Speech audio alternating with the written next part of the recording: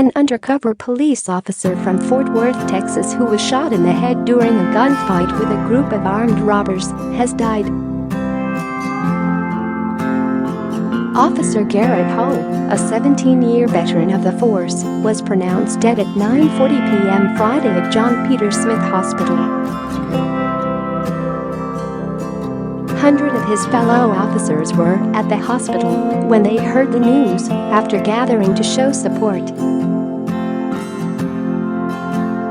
"We've lost a true hero," said Police Chief Joel Fitzgerald, someone who has dedicated more than one tour of service to this great city. "Our whole department is hurting right now."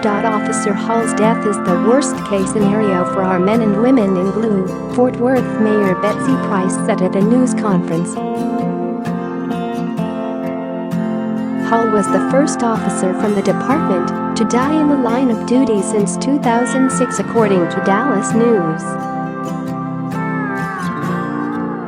He was watching a trio of armed robbery suspects around midnight when they entered a sports bar. Share this article. The three men walked in with guns drawn, but Hull and a bunch of other officers were waiting outside and confronted them as they tried to run from the establishment and jump into an SUV. Police said one of the men, Dacian Steptoe, aimed at Hull, and he was shot in the head. Another officer returned fire, killing Steptoe, according to WFAA.TWO. Other men, Samuel Mayfield and Timothy Huff, have been identified by authorities as being Steptoe's accomplices. The robberies are mainly of Latino bars, in which 3 people have so far been shot.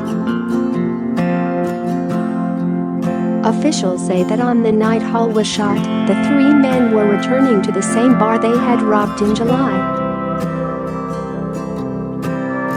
Hull is survived by a wife and 2 daughters.